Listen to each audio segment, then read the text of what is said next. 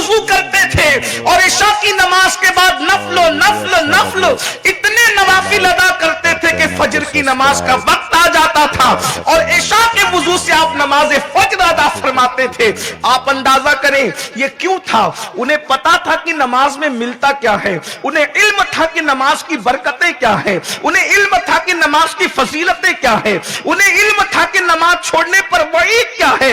मैं यकीन के साथ कहता हूं जिस दिन नमाज तर्क करने का बवाल इस कौम को पता चल जाए, इल्म आ जाए कि नमाज छोड़ने का बवाल क्या है, वो कभी नमाज नहीं छोड़ेंगे। इल्म नहीं है इसलिए नमाज से कोसों दूर हैं। आइए मैं आपके सामने चंद अहदीस रखता हूं, आपको पता चलेगा।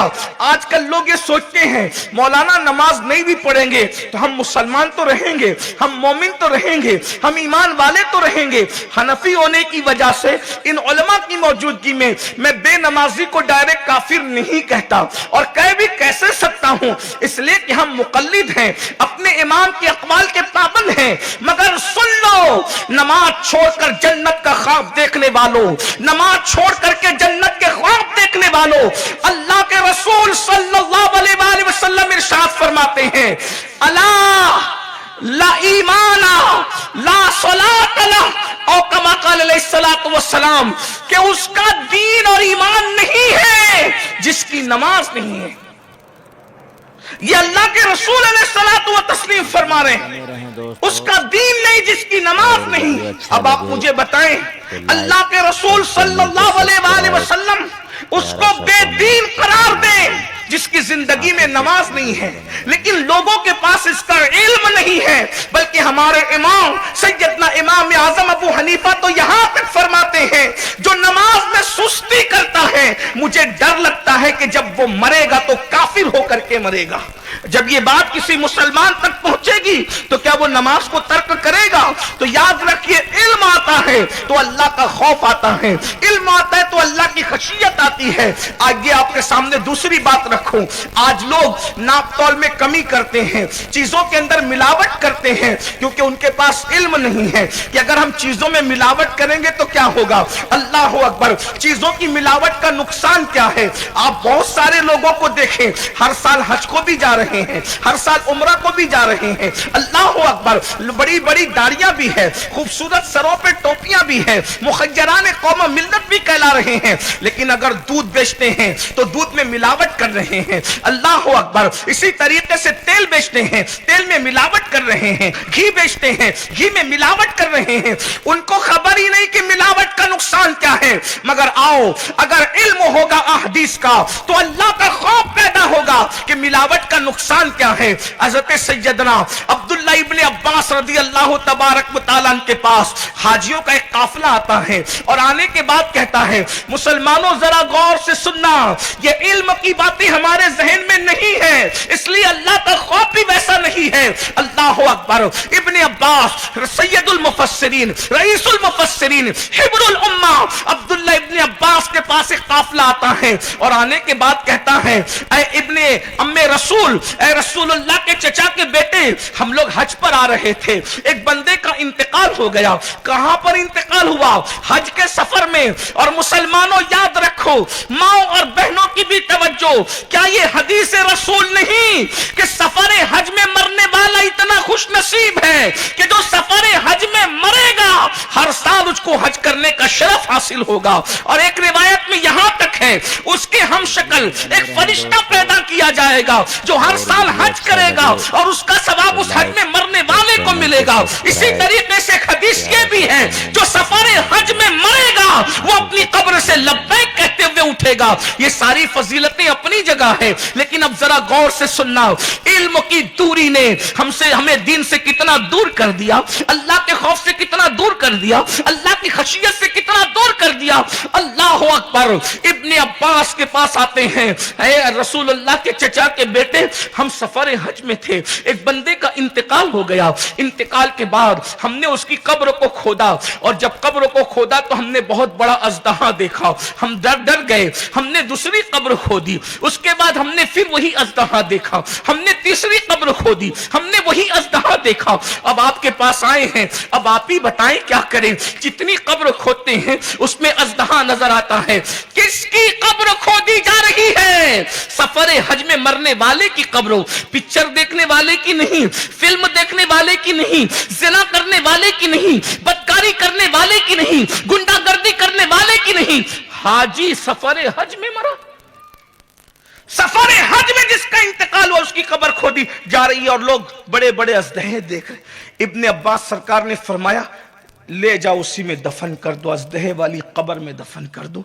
और फिर सरकार इब्ने अब्बास ने जो जुमला कहा उस पर गौर करने की जरूरत है। मिलावट करने वालों, कारोबार में धोखा देने वालों, तेल में मिलावट, घी में मिलावट, अनाज में मिलावट, दूध में मिलावट, क्या कर रहे हैं? अल्लाह का खौफ दिलों से निकल गया, इल्म नहीं है, क्योंकि वो तो सोच रहे जन्नत तो हमारे बाप की है, किसी के बाप की जन्नत नहीं है। जो तुम्हें कहते हैं कि जन्नत हमारे बाप की है, उनको गौर तो करना चाहिए ना कि बाप से एक लफ्ज़िश पैगंबराना हुई थी, कुदरत ने हमारी इबरत के लिए जन्नत से बाहर किया है बाप को, गौर तो करें ना। खता नहीं थी, गलती नहीं थी, गुनाह नहीं थे। हम अहले अदब कहते हैं कि नबी खता नहीं करता, नबी गलती नहीं करता, ये अहले अदब का मसलक है। बल्कि गलती नबी के करीब से गुजर कर भी नहीं जाती। हर हमारा मसलक अदब तो यहां तक है किसी का कुछ भी मसलक हो मशरब हो, हम इश्क के बंदे हैं, क्यों बात बढ़ाई है। अरे नबी जिस जानवर पे बैठ जाए वो जानवर भी गलती नहीं करता। वाह वाह वाह वाह, सुभान अल्लाह सुभान अल्लाह। वाह। यौम हिजरत अल्लाह के रसूल अलैहि सलाम से जब कहा गया ना हुजूर मेरे घर मेरे घर मेरे घर, तो हुजूर ने ऊंटनी की नकेल छोड़ दी। फरमाया कि हम किसी के घर नहीं जाएंगे, ये ऊंटनी जिसके घर जाएगी हम उसी के घर जाएंगे।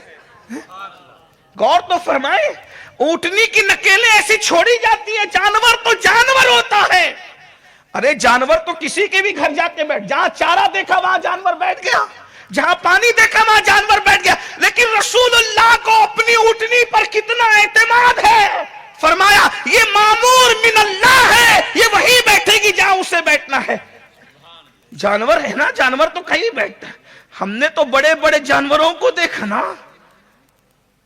बड़े तरबियत याफ्ता जानवर भी हरियाली देख करके भाग जाते हैं, अपने मालिक को भूल जाते हैं। लेकिन ये हुजूर का इंतखाब है, हुजूर जिस पे बैठ जाए वो ऊंटनी कहां जाके बैठी, किसी यहूदी के घर नहीं, किसी दुश्मने रसूल के घर नहीं, बल्कि कहां बैठी, सैयदना अबू अय्यूब अंसारी के घर।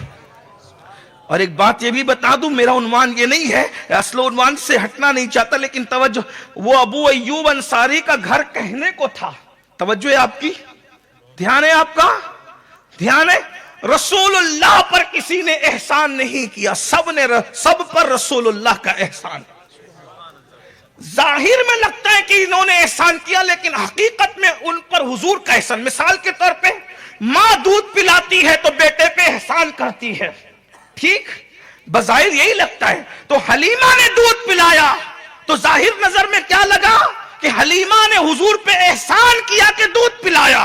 लेकिन अगर हकीकत देखो तो गैरत कुदरत को यह गवारा न था कि महबूब पर किसी का एहसान जताया जाए। तो हलीमा के सीने को पहले खुश्क कर दिया, उसका बेटा भी रोता रहता था, उसको दूध नसीब न होता था। लेकिन जब मुस्तफा जाने रहमत गोद में आए तो हलीमा के सीने में दूध की नहर जारी हो गई, ताकि हलीमा की नस्ल न कहे कि मोहम्मद पर मेरी मां का एहसान है, बल्कि दुनिया को पता चल जाए अरे तेरा सीना तो खुश्क हो गया था, तेरा बेटा भी पड़ा है तो मुस्तफा जाने रहमत के वसीले से पला।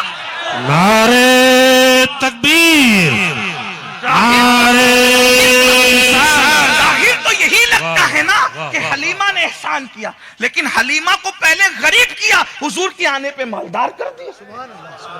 हलीमा तेरा एहसान नहीं, तुझ पर महबूब का एहसान।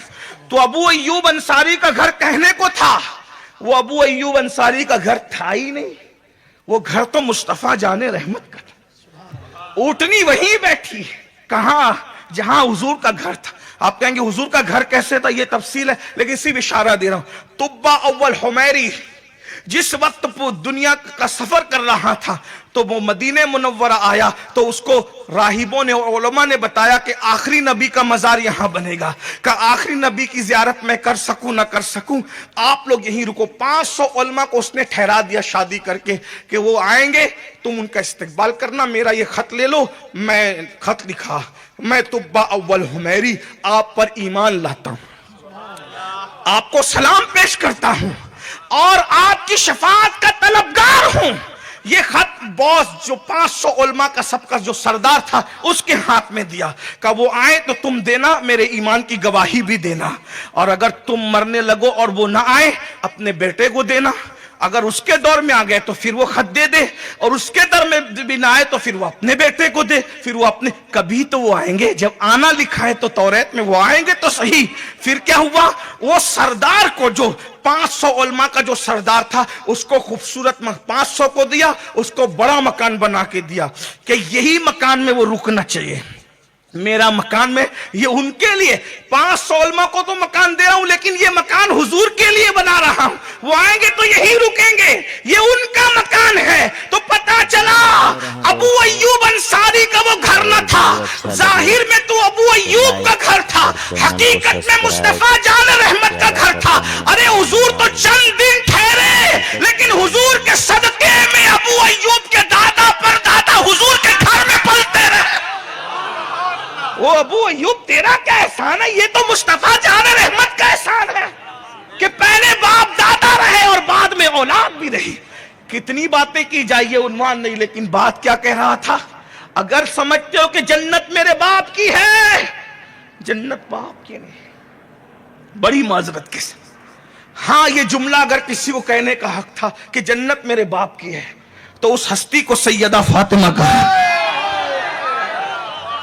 باقی ہمیں یہ حق نہیں ہے، باقی ہمیں یہ حق نہیں ہے۔ جو کہہ سکتی تھی کہ جنت میرے باپ کی وہ سیدہ فاطمہ تھی، جو کہہ سکتی تھی کہ جنت میرے باپ کی وہ زینب بنت محمد تھے، جو کہہ سکتی تھی جنت میرے باپ کی وہ ام کلثوم بنت محمد تھی، جو کہہ سکتی تھی جنت میرے باپ کی ہے وہ رقیہ بنت محمد تھی، جو کہہ سکتا تھا جنت میرے باپ کی ہے وہ وہ قاسم ابن محمد الرسول اللہ تھے، جو کہہ سکتا تھا جنت میرے باپ کی ہے وہ ابراہیم ابن محمد الرسول اللہ تھے، لیکن انہوں نے نہیں کہا۔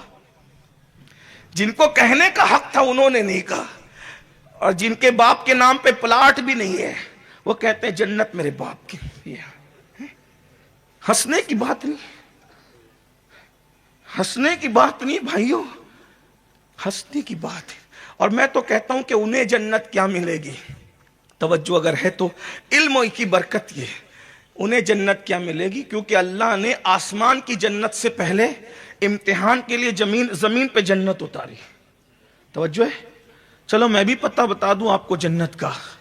آسمان کی جنت سے پہلے اللہ نے کچھ جنتیں زمین پہ اتاری ہیں، اور اس جنتوں کو مسجد کہتے ہیں۔ تو جو نیند سے اٹھ کر کے زمین کی جنت تک نہ جا سکے، وہ موت سے اٹھ کر کے آسمانوں کی جنت پہ کیا جا سکے؟ بتائیے نا، بتائیے تو صحیح نا۔ آپ کہتے ہیں ہم جنتی ہیں، کون سے جنتی ہو؟ زمین کی جنت تک آپ کی رسائی نہیں ہے، تو آسمان کی جنت تک، آسمان تو بہت دور ہے۔